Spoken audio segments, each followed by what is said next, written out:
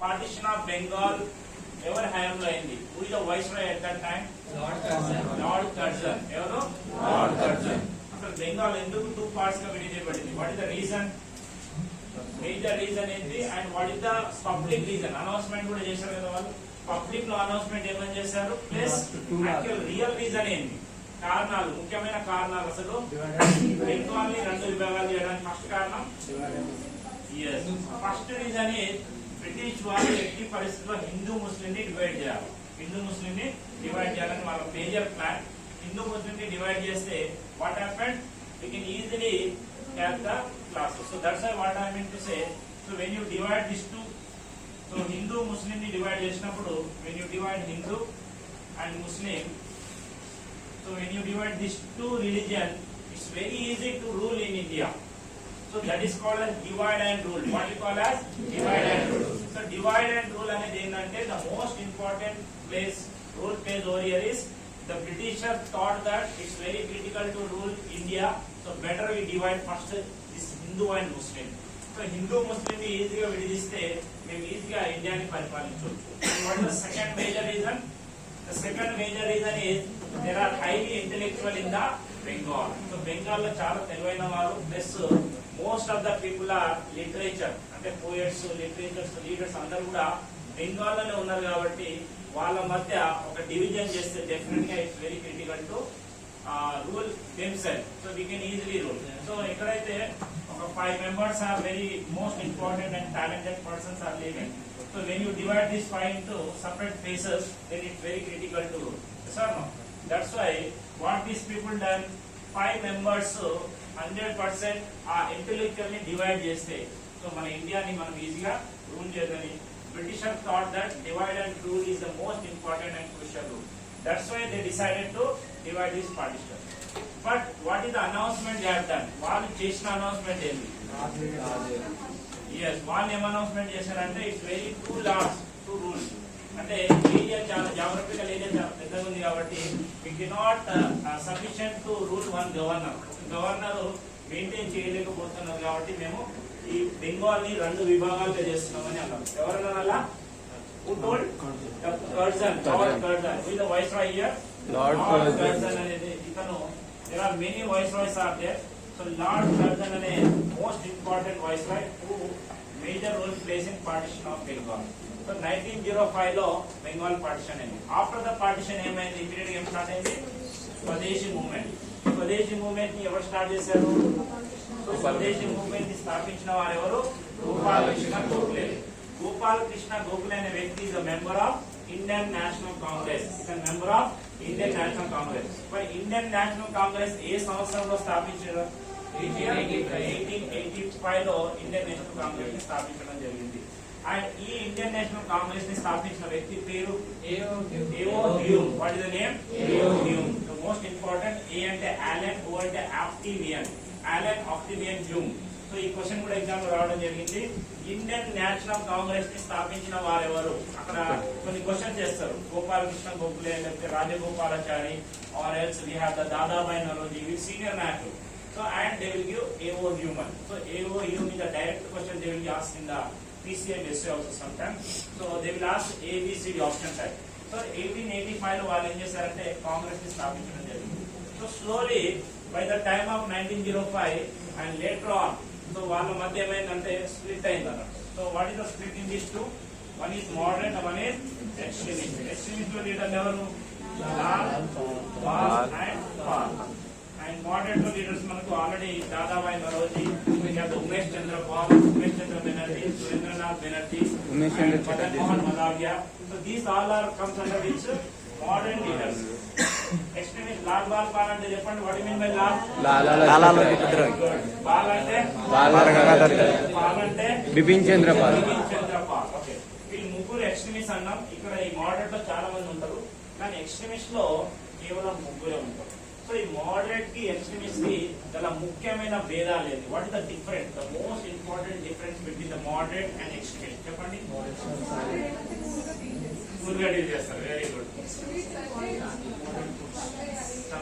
ఇంకా correct. So most important is moderate ఏంటంటే British అథారిటీని, బ్రిటిష్ లాయాలిటీని ఒబే చేస్తారు అన్నట్టు. అంటే బ్రిటిష్ చెప్పింది వింటారు, ప్లస్ బ్రిటిష్ ఆఫీసర్స్ లో అంటే బ్రిటిష్ గవర్నమెంట్ లో జాబ్ చేస్తున్నారు కాబట్టి they listen the words of the British government and they will fight for their rights like a peaceful fight. Okay, what is that?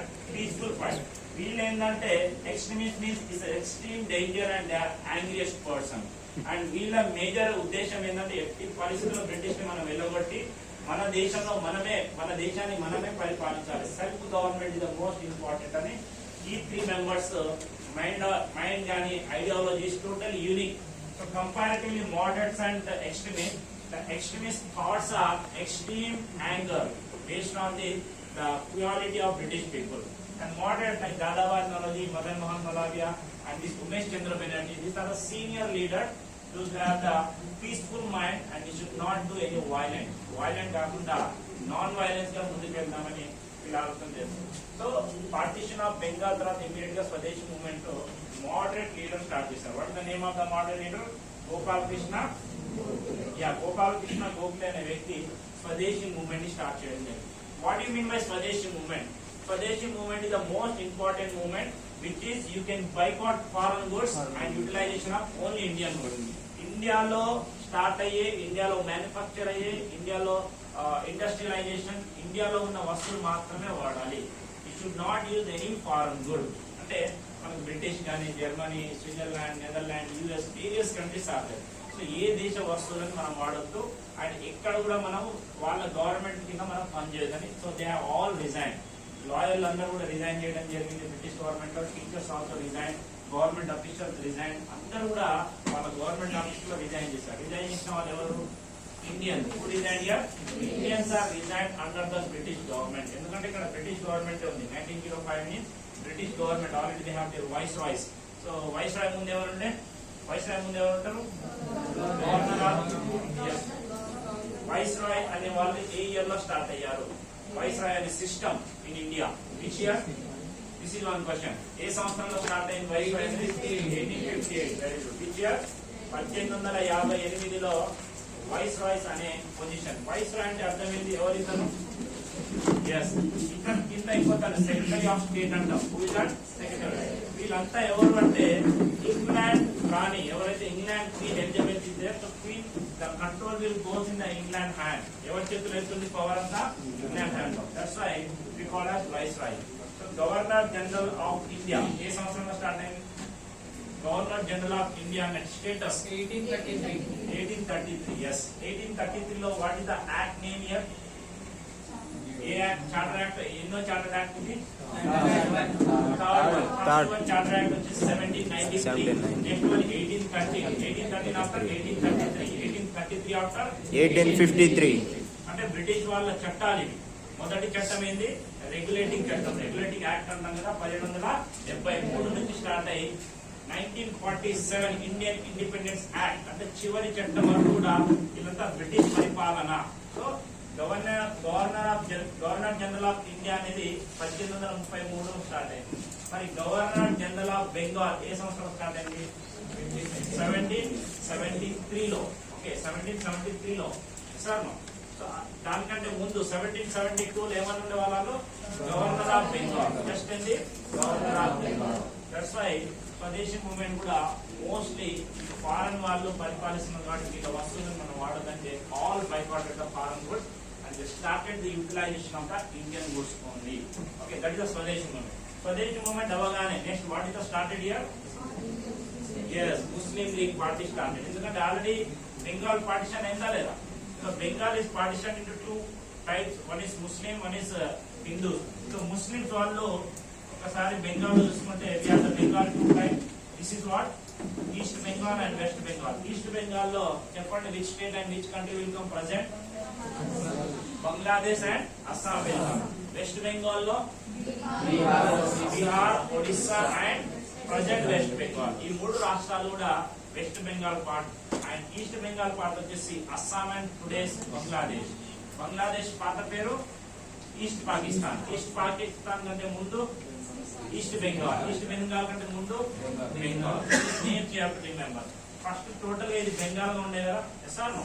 Bengal అయినప్పుడు దాన్ని మళ్ళీ 2 parts హిందూ ముస్లిం చేసి ఈ లార్డ్ కర్జన్ అనే వైస్ ఏం చేశారంటే డివైడ్ చేయడం జరిగింది. So So when he divided this east and west, Hindu Muslim divided. So totally ఏ సంవత్సరంలో డివైడ్ చేశారంటే 1905. ఎప్పుడు ఏ డేట్ అంటే 16th October. డిక్లరేషన్ ఎప్పుడైంది? జూలైలో. డిక్లరేషన్ ఎప్పుడైంది? జూలైలో మేము పార్టిషన్ చేస్తున్నాము అని నోటిఫికేషన్ ఆ రోజు వచ్చింది.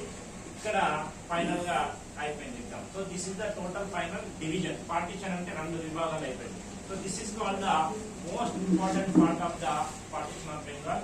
అండ్ స్వదేశీ మూవ్మెంట్ లో కూడా most of the people are supported. Extremist support చేశారా స్వదేశీ మూవ్మెంట్ ని? yes. So Swadeshi movement also supported the extremist. అదే టైంలో ముస్లిమ్స్ వాళ్ళు జనాభా పెరుగుతున్నది కాబట్టి 1 person started the 2-3 members started the All India Muslim League. అందులో మొట్టమొదటి వ్యక్తి పేరు Aga Khan. What is the name? Aga Khan. Next one is Nawab Salimullah Khan. What is the next person name? వీళ్ళు ఇంకో వ్యక్తి నవాబ్ మౌసిన్ ఖాన్. సో వీళ్ళు ముగ్గురు కూడా ముస్లిం నాయకులు. వీళ్ళు ఏం చేశారు? దే స్టార్టెడ్ ఒక పార్టీని ఏర్పాటు చేయడం జరిగింది. What the party name? All India Muslim league party. What is the party name? All India Muslim league party. So all India Muslim league పార్టీలో మొహమ్మద్ అలీ జిన్నా అనే వ్యక్తి ఏ సంవత్సరంలో జాయిన్ అవుతాడు? 1913. yes. 1913 లో మొహమ్మద్ అలీ జిన్నా జాయిన్ అయిన తర్వాత కొన్ని కొన్ని నెలలకి అతను ప్రెసిడెంట్ అవుతాడు. సో మొహమ్మద్ అలీ జిన్నా పొజిషన్ వచ్చినప్పుడు the total Muslim revolution will be change. He is giving more priority and is working very hard towards the Muslim people or Muslim minorities. So that's why he started the one very important party, All India Muslim League. After the party, what happened? We have Punjab also. What the Punjab party name? Ghadar Party. Ghadar Party. So Ghadar Party అనేది Punjab Indians start చేయడం జరిగింది. ఎక్కడ start చేశారు? USA. Head quarters ఎక్కడ ఉంది? San Francisco. ఎక్కడ ఉంది? US. So ఏ దేశాలలో స్టార్ట్ చేయడం జరిగింది? USA, Canada and also various types of countries. So ఈ దేశాలలో వాళ్ళు స్టార్ట్ చేయడం జరిగింది. వాళ్ళ ముఖ్య ఉద్దేశం ఏంటి? ఎందుకు వాళ్ళు గాదర్ పార్టీని స్టార్ట్ చేయడం జరిగింది? Independence for India. ఎస్. ఎందుకంటే ఇండియాలో ఉన్న పంజాబీలు అందరూ కూడా అంటే సిక్స్ అందరూ కూడా they started Ghadar party. The major reason and the motto is to get the independent for our country. ఎందుకంటే ఇండియాలో ఉన్న వాళ్ళు ప్రతి ఒక్కరు ఇబ్బంది పడుతున్నారు because of the British people. After Ghadar party అంటే పంజాబ్ వాళ్ళు గాదర్ పార్టీ స్టార్ట్ చేసిన నెక్స్ట్ ఇయరే ఏం జరిగింది? మనం incident. What is the incident name? Incident. yes. ఆ ఇన్సిడెంట్ లో we already seen that how many members are traveling in the ship? 376 member లో హిందువులు ఎంత, ముస్లింస్ ఎంత అండ్ సిక్ ఎంత? Hindus how many are there? 340. Next Muslims 24. Hindus 12 members. వీళ్ళకి head ఎవరు? Leader, నాయకుడు ఎవరు? ఈ వ్యక్తి ఈ చిప్ ని తీసుకెళ్తున్నాడు. ఎక్కడి నుంచి తీసుకెళ్తున్నాడు? ఇండియా నుండి, తర్వాత హాంకాంగ్, తర్వాత జపాన్, తర్వాత కెనడా. సో వాళ్ళు కెనడాకి రీచ్ అవ్వాలి. సో ఇండియా నుంచి 376 మంది ఒక షిప్ లో వెళ్తున్నారు. ఆ షిప్ ఎక్కడికి వెళ్ళాలంటే ఎగ్జాక్ట్ కెనడాలో వెళ్ళాలి. కెనడాలో సెటిల్ అవ్వాలి వీళ్ళు, అంటే చదవడానికి or various types of people are travelling. But unfortunately what happen? ఇక్కడ వాళ్ళకి అలో ఇచ్చారా? కెనడాలో ఎంటర్ చేయడానికి అలో ఇవ్వలేదు. సో వీళ్ళు రిటర్న్ వచ్చారు మళ్ళీ. సో రిటర్న్ రావడం జరిగింది. They have the verification 2 months based in camp, they stayed here. And when they came return to India, మరి ఇక్కడ ఏం జరిగింది? ఆల్రెడీ ఇక్కడ ఎవరున్నారు? Police department is there. That police is our British police. So వీళ్ళందరూ కూడా started for firing all the people in the ship. Many people are died, many people are escaped, and many people are jumped in the water. And few people are arrested. Arrest అయిన తర్వాత British వాళ్ళు arrest అయిన వాళ్ళని ఏం చేశారు? వాళ్ళ ఊళ్ళకి పంపించడం జరిగింది. విలేజెస్ కి వాళ్ళ విలేజెస్ పంపించిన తర్వాత ఏం చేశారు? విలేజ్ అరెస్ట్ చేయడం జరిగింది. సో విలేజ్ అరెస్ట్ అంటే విలేజ్ లో నుండి బయటకు రావాలి. This is your village. So ఇందులోనే ఉండాలి. చుట్టూ సెక్యూరిటీ టోటల్ విలేజ్ ని సర్కిల్ చేస్తారు మనకు department. Which department this is? So this is the overview we have seen that. So next what is the next one we have seen? Lucknow Pact also we have seen. So today we will go Home Rule League movement. What is our today's topic? Home Rule League movement. So slightly ఒక 5 to 10 minutes లో overview చెప్పేసాను నేను previous classes, so that you can get one idea. So Indian national movement నుంచి definite గా 10 questions వస్తుంది. Okay, గుర్తుపెట్టుకోండి. So Indian national movement very important comparatively. Modern లో ఎక్కువగా ఇంపార్టెంట్ ఏదంటే ఇండియన్ నేషనల్ మూవ్మెంట్. ఇందులో ఇంకా ఎక్కువ ఇంపార్టెంట్ అంటే గాంధీ మూవ్మెంట్. సో గాంధీయన్ ఎరా అంటున్నాం. సో గాంధీయన్ ఎరా నుండి క్వశ్చన్స్ డెఫినెట్ గా రావడం జరుగుతుంది. సో గాంధీయన్ ప్యాటర్న్ ఏంటి, గాంధీ అసలు ఫస్ట్ ఇష్యూ ఎక్కడ స్టార్ట్ చేశాడు, ఏం చేశాడు, ఏ ఇయర్ లో మన దేశానికి రావడం జరిగింది. So already we have seen 1915లో ఆయన ఎంటర్ అయితే మన ఇండియాకి 1917 నుండి స్టార్ట్ అయింది. 1917 start first issue Champaran issue. Champaran అనే ఒక సిటీలో, ఆ సిటీ ఎక్కడ ఉందంటే బీహార్ లో ఉంది. వెరీ అక్కడ నుంచి ఫస్ట్ ఇన్సిడెంట్. దాని తర్వాత అహ్మదాబాద్ మిల్ స్ట్రైక్, దాని తర్వాత జలియన్ వాలా బాగ్, రౌలట్ యాక్ట్, తర్వాత మన గ్రౌండ్ కాన్ఫరెన్స్, తర్వాత quit India movement, non cooperation movement, civil disobedience. ఆయన ఆర్డర్ వచ్చేసి ఎగ్జాక్ట్ 1947 వరకు అతను ఇండియాలోనే ఉండి పోరాటం చేస్తాడు. So you have to know the life of the Gandhi. So Gandhi మీద కూడా క్వశ్చన్స్ అంటే ఇండియన్ నేషనల్ మూవ్మెంట్ లో గాంధీ 1915 సెకండ్ ఫేజ్ అయితే ముందు ఫేజ్ నుంచి కొన్ని ఒక 3 to 4 క్వశ్చన్స్ రావచ్చు. గాంధీ అనే ఎరా నుంచి 5+ క్వశ్చన్స్ రావచ్చు. వై? బికాస్ గాంధీ ఇన్వాల్వ్మెంట్ అయిన తర్వాత మేజర్ ఇన్సిడెంట్ జరిగినాయి, చాలా powerful incidents happened after the Gandhi ఎరా. అండ్ తర్వాత లాస్ట్ ఫేజ్ వచ్చేసి మనకు 1930 to 1947. సో ఇక్కడ కూడా మనము గాంధీ గాంధీ ఏ సంవత్సరంలో హ్యాస్ బీన్ అసాసినేటెడ్? 1948. 1948 లో he has been assassination. Assassination అంటే చంపబడ్డాడు. So who the person assassinated Gandhi? Godse. He belongs to which state?